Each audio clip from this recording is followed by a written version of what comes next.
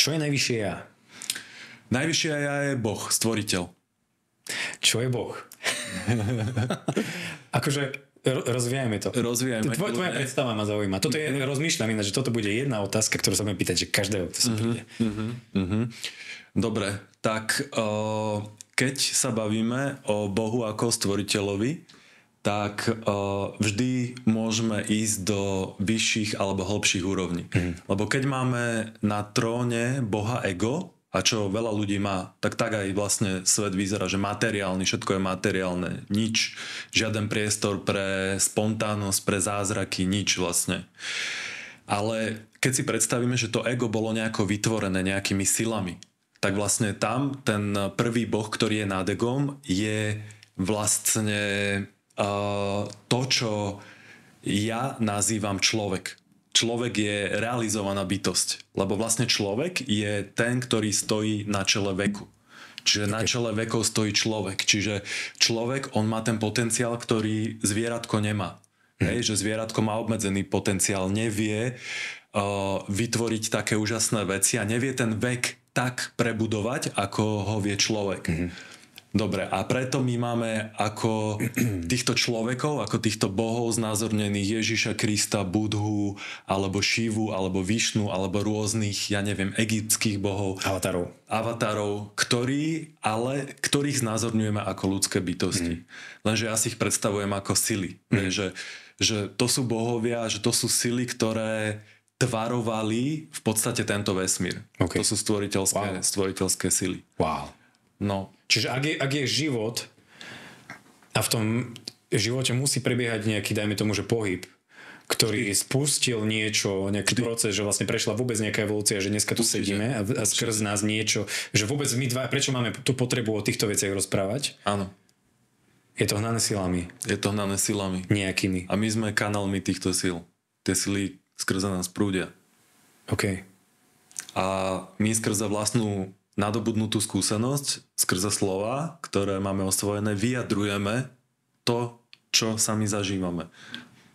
A vyjadrujeme tú svoju životnú skúsenosť a múdrosť.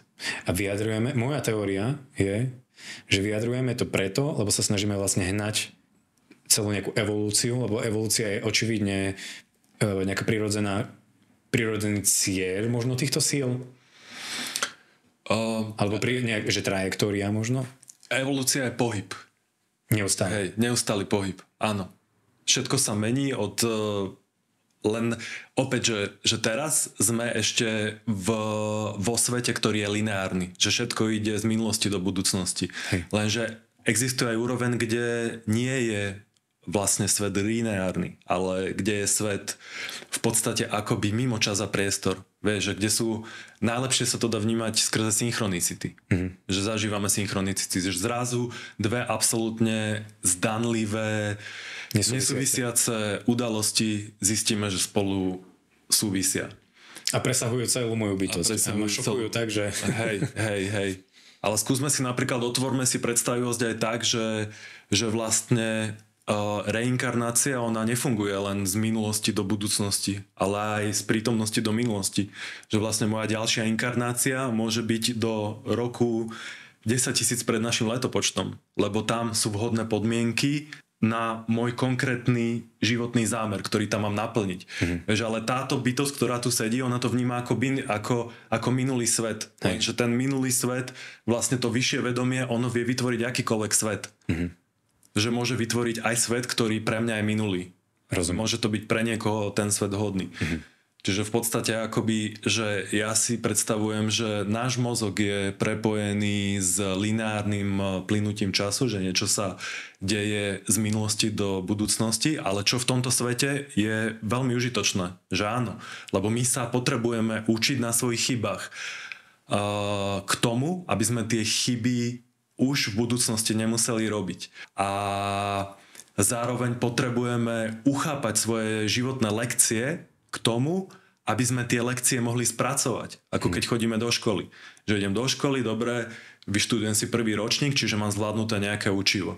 Rovnako všetky svoje životné lekcie znamená, že príde mi nejaká vzťahová lekcia, zažijem niečo s nejakým človekom, zažijem si nejaký vzťah a teraz vlastne na základe toho vzťahu potrebujem niečo pochopiť. Pokiaľ to nepochopím, príde mi ďalší vzťah, ktorého motív bude ten istý ako ten predchádzajúci. Pokiaľ to pochopím, môžem sa posunúť ďalej. Vždycky s pochopením životnej lekcie príde upgrade na novú verziu seba a zároveň prídu do života aj nové dary v podobe rôznych nových schopností a zručností. Či už je to prehlbený súcit alebo nové nejaké poznanie nadobudnuté. Čiže preto je to užitočné, ja vnímam, že preto je to užitočné pre túto dimenziu, ale keď ideme do mystiky a do dimenzií, ktoré presahujú čas a priestor, tak je to smiešné, že pozerať sa, že vlastne ultimátna realita by bola iba taká, že niečo smeruje z minulosti do budúcnosti, lebo všetko vždy iba je. Všetko vždy iba je. Ale keď ideme naspäť k Bohom ešte a k tomu stvoriteľovi, tak dostaneme sa do nejakého prvého bodu, kde sa nejaký potenciál, ktorý tam bol, ktorý v podstate existoval potenciál, ktorý zároveň aj neexistoval. Že ten potenciál bol neprejavený. Vieš, že to je ako keď máš ty, že máš nejaké myšlienky, že mohol by som tu vytvoriť, ja neviem, úžasné centrum. Ale je to iba v tvojej hlave. Jedine vieš o tom ty. Hej? A že existoval nejaký potenciál prejaviť vesmír v takejto podobe, v akej je prejavený. A vlastne tento potenciál sa prejavil, ja si predstavujem, že to je prvotné zhmotnenie prvotného zámeru. Lenže predtým, než ten zámer bol zhmotnený, tak vlastne bola absolútna ničota. A tá ničota nebol zároveň žiaden pozorovateľ, kto by potvrdil existenciu tejto ničoty. Čiže vlastne... Singularita. Hej, absolútna singularita, neexistencia absolútneho ničoho, iba akoby skrytý potenciál všetkého. Nula. Kde nula, bod nula. Takže keď chceme hovoriť o Bohu, o prvotnom Bohu, ktorého naša mysel... Je to nič a zároveň všetko. Vlastne všetko potenciál. Presne. To je paradox. To je paradox a o tom rozprávajú všetky buddhistické, všetky východné náuky o tomto bode. A potom ďalší bohovia, ktorí vznikli z tohto bodu, to boli až bohovia, ktorí sú prejavom stvoriteľských síl. Či už len to, že sa mení deň a noc, alebo je to Odin, alebo je to Perún, alebo je to, ja neviem, slnečný boh, Svarok, je to mesačná bohyňa. Čiže všetko stvoriteľské sily, ktoré ovládajú javy, ktoré ešte ľudia nevedia ovládať. Čiže takéto tie náboženstva, kde je akože mnohobožstvo, tak akože vnímaš, že to je len ako keby že také chabý pokus človeka o pomenovanie niečoho, čo len akože vnímame nejak v súvislostiach a akože že je tu nejaká tendencia nejakého vývoja. Je to chabý pokus, ale zároveň v tých prírodných spoločenstvách je to užitočné k tomu, aby my sme tým stvoriteľským silám vedeli vzdať úctu. Čiže mať normálne nejaké obrady, nejaké slávnosti, ktoré sú určené napríklad na zber žatvy. Vieš, a obrad, ktorý je spojený s pálením ohňa, spevom a tancom. A naozaj, že tá úcta pre mňa je veľmi dôležitá. Byť vďačný a nie len byť vďačný, ale aj prejavovať tú vďaku za hojnosť, ktorá je prítomná v mojom živote. Lebo pokiaľ to nerobím, tak za prvé môže sa mi tá vďaka vytrácať. Hej. A za druhé...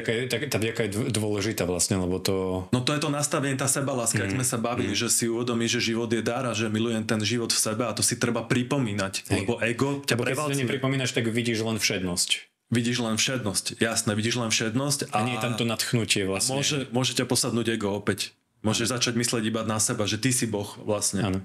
Pritom je to pravda, ale ty si Boh, ale ty môžeš byť Boh vo svojom svete. Ďalší paradox. Hej, ďalší paradox. Ale tak, že ide mravec a ty mu môžeš dať kocku cukru a on nevidí, že si to bol ty. On iba ide, narazí, že cukor, super, mám potrebu pre celé mravenisko a ide. Hej. A vieš, že ja som teraz preňho ten Boh, lebo som vlastne mu dal tú hojnosť. Hej. A tak sa to deje aj nám. Zrazu, že niečo nám príde do života a my už nevidíme tú bytosť, ktorá nám to sprostredkovala. Lenže keď je tam prítomná vďačnosť, tak vďačnosť, ja vnímam, že vďačnosť sama o sebe je kanálom, ktorý nás s tým Bohom spája, alebo s bohyňou. Lebo tam zase treba rozlišovať aj ženský, aj mužský princíp, čo sa týka Bohu. Keď ideme či už do posvetnej sexuality, alebo do posvetného otcovského, posvetného materského princípu, tak na začiatku boli vždy dve základné sily plus a mínus. Jedna je príliš intenzívna príťažlivosť. Keď podlieham tejto príťažlivosti, že niečo zvonka mňa ma príliš priťahuje, tak strácam svoj stred. A tam už ideme do rozvahy. Že dostávam sa mimo svoju rozvahu. Preto som nazval rozvahu pohybu týmto slovom. A takisto aj mínus. Keď idem do veľkého odporu a veľkej odpudivosti voči niečomu, voči homosexuálom, lebo oni sú iní, jak ja, nemajú právo, sú takí, tí ľudia sú takí, tak dostávam sa mimo svoju rozvahu. Čiže tam vlastne základné sily sú dve, plus a mínus. Áno. Inga Yang. Stvoriteľské. Mužská, ženská. A podľa mňa je veľmi dôležité pre dospievajúcich mužov aj ženy vytvoriť si svoj vlastný osobný vzťah s týmito silami. Že čo je to pre mňa otec, čo je to pre mňa otcovská energia, čo je to pre mňa muž, čo je to pre mňa mužská energia, kto je to pre mňa žena, kto je to pre mňa matka. A napriek tomu, že som vo fyzickej polarite muža, tak, jak si ty myslím, že spomenul tak len tak uchytkovo masturbáciu, tak aj pri tom, vieš, že vlastne aj tú masturbáciu, že keď už prevádzkujem, tak urobiť z toho posvetný akt tak, že vlastne poďakujem sa tomu posvetnému materinskému princípu, napríklad pri tej ejakulácii, že vlastne dávam ten dar na ten posvetný pomyselný oltár tej matky. Ale tam si potrebujem vytvoriť ja osobný vzťah. My nemáme osobné vzťahy, my máme častokrát sprostredkované vzťahy. Jasné.